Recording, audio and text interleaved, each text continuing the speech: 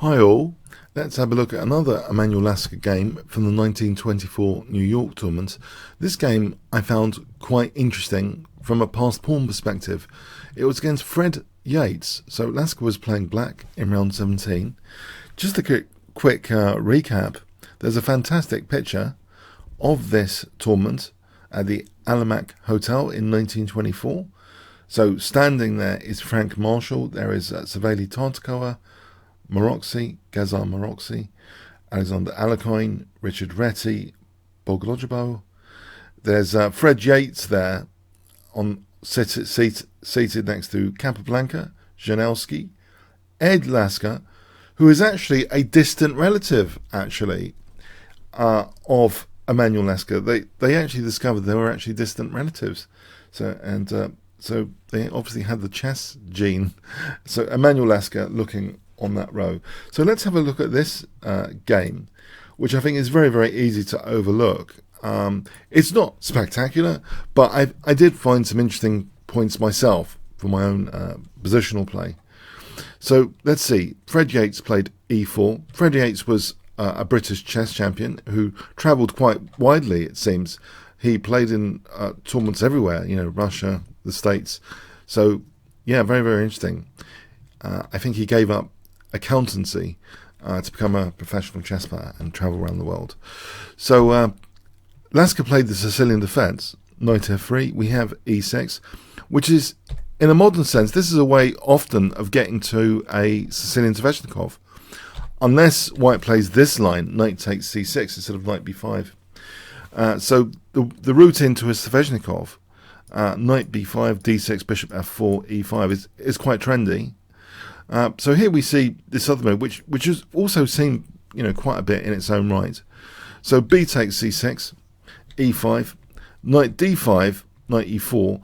Now modern theory implies here this move queen c7 is pretty handy to play this move, to tease white to play f4, and that kind of weakens this diagonal by prompting white to play f4. This is modern theory. Lasker didn't play that. He played f5 immediately.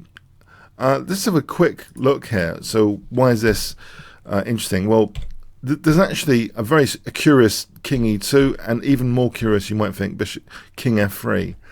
And it tends to a position which is thought to be slightly better for white anyway, because of that d6. It looks as though white's got some sort of bind here. And the king's safety, remarkable as it might seem, might actually be okay for white, usually. So anyway, f5, obviously he didn't know all the theory at the time, it wasn't invented. E takes, knight takes f6. Knight d6, check. Bishop takes, queen takes. So white has the bishop pair.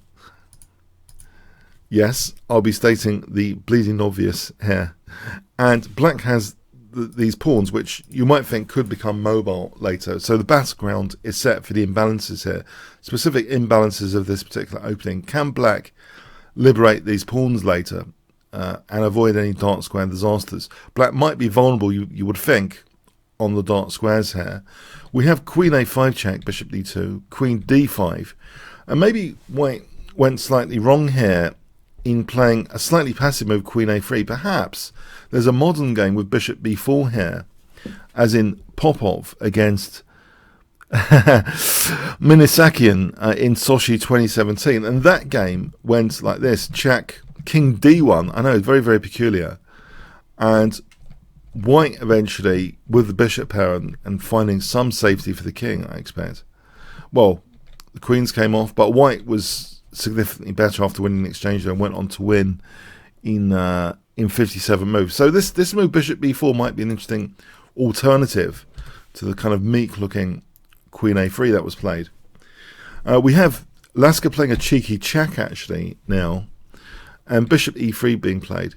On queen e3, it's actually kind of possible that black might outrageously just snap off all of white's queenside pawns. I know this is a bit crazy, but apparently this might actually be, without too much indigestion, it might actually be better for black.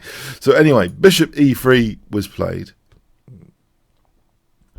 not queen e3. So I think it's more dangerous now to take on c2. And in fact, Lasker has a different take on it. He just plays a5 with the idea, maybe, you know, just to get the queens off.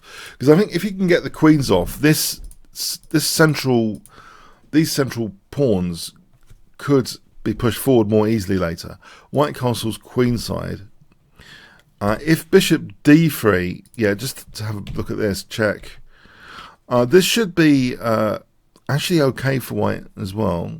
For example, this position should be okay for white.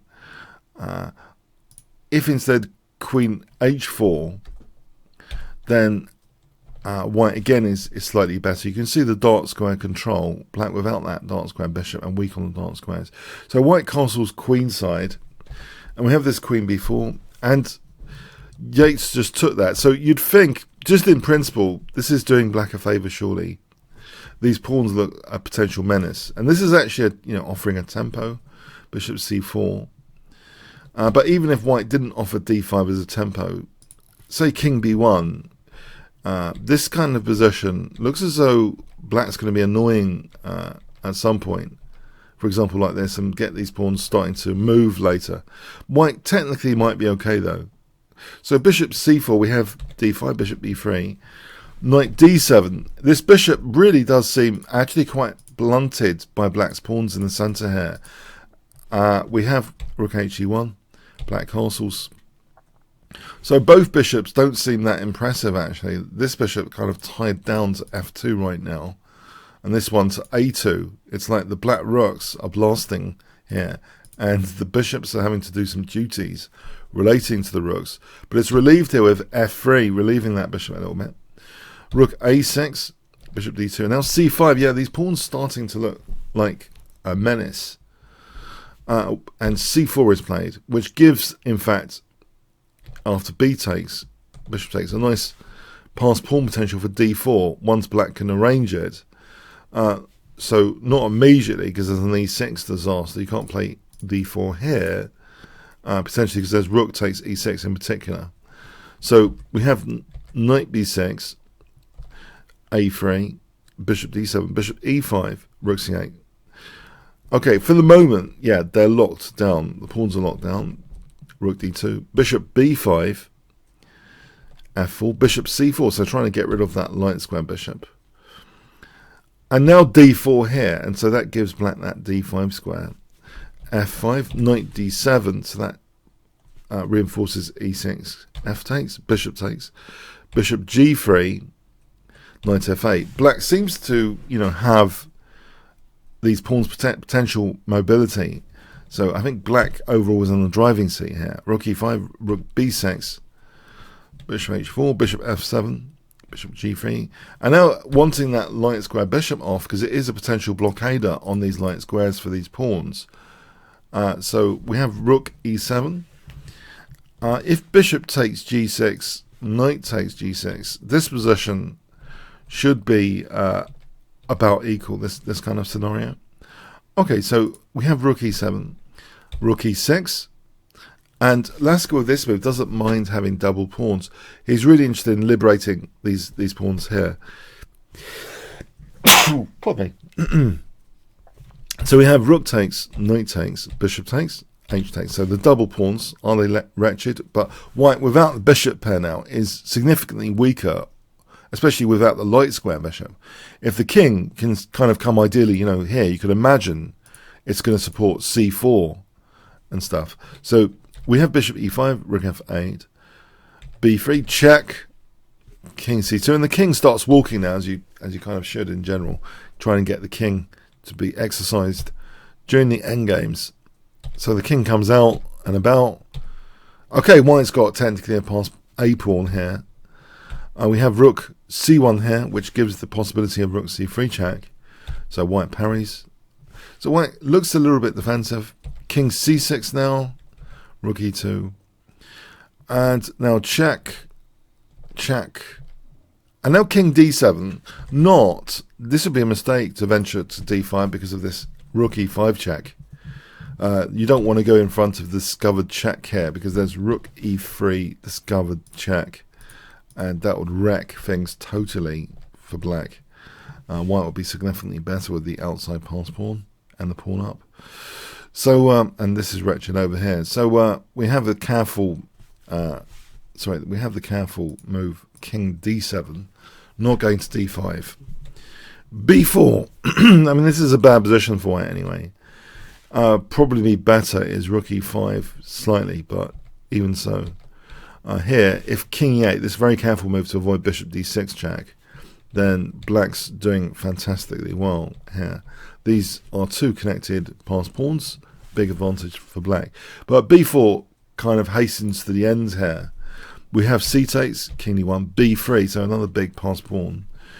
A5, knight C5, A6, knight A4. So this pawn is pretty huge for B2 and Rook C1. And if after Rook E5, B2, you know, supporting Rook C1, that pawn's going to be pretty fast. And white resigned here. If it continued, say Rook B5, King C6, Rook B4 check, and queening is an example. The knight can always spring back, or the rook can go, but this pawn's not going anywhere. So the accuracy assessment here is quite remarkable. Fred Yates, he had 4 inaccuracies, 1 mistake, 2 blunders, 33 average centre pawn loss.